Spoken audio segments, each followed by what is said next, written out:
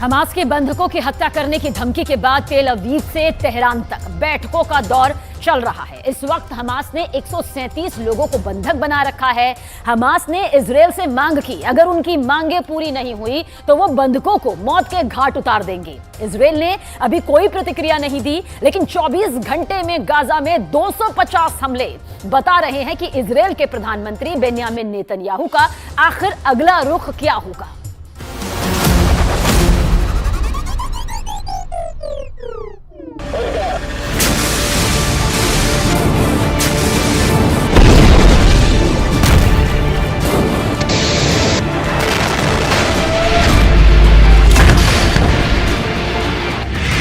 Hamas की Israel को खुली धमकी।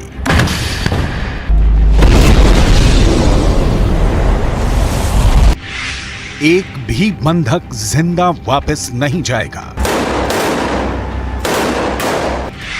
नेतन्याहू की खामोशी से उठे सवाल। 137 बंधकों का क्या होगा?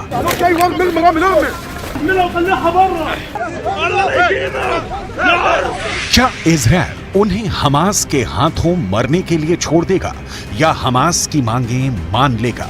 हमास के प्रवक्ता अबू उबैदा ने इंटरव्यू में कहा, ना तो फांसीवादी दुश्मन और उसका अहंकारी नेतृत्व, ना ही उसके समर्थक बिना किसी आदान प्रदान या बातचीत व मांगों को पूरा किए बगैर अपने कैदियों को जिंदा ले जा सकते हैं, ना ही वो जाने देगा।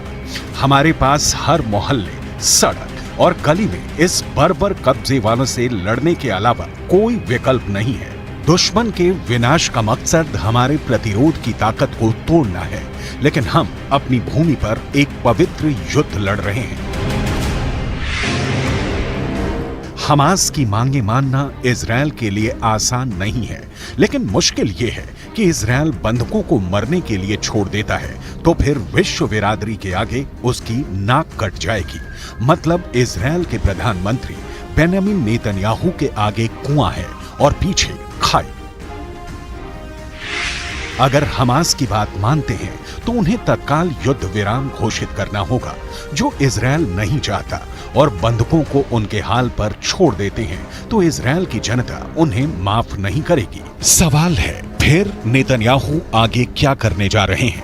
इसकी डिटेल आपको आगे दिखाएंगे कि नेतन्याहू के पास बंधकों को छुड़ाने का प्लान क्या है। उससे पहले हमास की उन मांगों की लिस्ट देख लेते हैं जिसे पूरा नहीं करने की सूरत में हमास ने सारे बंधकों को मौत के घाट उतार देने की धमकी दी है। पहली मांग, इजरायल को तत्काल सीज फायर की घोषणा करनी होगी। दूसरी मांग, इजरायल को गाजा पट्टी तक आने वाली ईंधन की लाइनों को फिर से बहाल करना पड़ेगा। तीसरी मांग, बंधकों की रिहाई के बदले इजरायली जेलों में कैद फिलिस्तीनी कैदियों को रिहा करना होगा। इजरायल डील करने में यकीन नहीं रखता, वो ऐसी सौदेबाजी को हथियारों से तय करता है, हमले से तय करता है। इजरायल की सेना का कहना है कि उसने 24 घंटे में 250 टारगेट को निशाना बनाया। इन हमलों में 297 फिलिस्तीनी लोगों की मौत हुई है, 500 से ज्यादा घायल हो गए हैं। हमास ने कहा है कि 7 अक्टूबर से अब तक 18,000 से ज्यादा फिलिस्तीनी मारे गए हैं। इजरायल का कहना है कि उसने 7,000 हमास के आतंकियों को मार गिराया है। ऐसा करते हुए इजरायल के 98 जवान शहीद हो गए हैं और 600 से ज्यादा जख्मी हुए हैं। हर युद्ध की कीमत चुकानी पड़ती है, लेकिन इसकी सबसे ज्यादा कीमत तो बंधक चुका रहे हैं। इन बंधकों को 7 अक्टूबर को हमास गाजा उठाकर ले आया और तब से अब तक इनके सिर पर हमास की बंदूकें तनी हुई हैं। हमास ने बहुत सोची समझी रणनीति के तहत इजरायल से लोगों को अगवा किया था। हमास का मकसद ही था कि इजरायली लोगों को अगवा करके रखेंगे और जब बाजी पलटने लगेगी तो इजरायल से बंधकों की जान का सौदा करेंगे। हमास वही कर रहा है, लेकिन हमास की परेशानी ये है कि नेतन्याहू बावजूद इसके गाजा की तबाही पर रोक नहीं लगा रहे हैं। क्यों?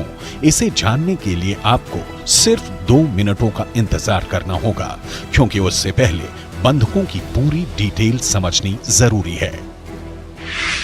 इजरायल और हमास के बीच संघर्ष विराम हुआ था, जो 1 सप्ताह के बाद 1 दिसंबर को टूट गया।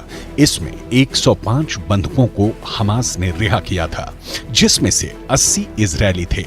इनके बदले इजरायल ने 240 फिलिस्तीनी कैदियों को रिहा किया था। इजरायल का कहना है कि अब भी 137 बंधक हमास के कब्जे में हैं। हमास 137 बंधकों के बदले इजरायल को झुकाना चाहता है, लेकिन नेतन्याहू के रुख को देखकर नहीं लगता कि वो इस वक्त किसी भी तरह के समझौते के मूड में है। यूएन में अमेरिका ने जब युद्ध विराम के प्रस्ताव पर वीटो किया तो इसका मतलब यही निकलता है कि इजरायल हमास का पूरा सफाया करके ही दम लेना चाहता है। लेकिन इस बीच वो बंधक है जिनके परिजनों का रो रो कर बुरा हाल है। इस बीच कतर है, जिसका कहना है कि फिर से सीज फायर कराने की कोशिशें जारी हैं। लेकिन दूसरी ओर कतर ही कह रहा है कि इजरायल की बमबारी सक्सेसफुल रिजल्ट देने में बड़ी अड़चन है। मतलब कतर भी चाहता है कि जैसे पहली बार सीज फायर के दौरान बंधकों के बदले फिलिस्तीनी कैदियों को इजरायल ने रिहा किया, उसी तरह एक बार फिर किया जाए। लेकिन नेतन्याहू सख्ती दिखा रहे हैं, क्योंकि गाजा के पूरी तरह तबाह होने में अब महीनों या साल नहीं लगने वाले। इजरायल चाहता है कि जब उसका गोला बारूद चलना बंद हो, उससे पहले हमास का सूपड़ा साफ हो जाए। लेकिन समस्याएं कई हैं।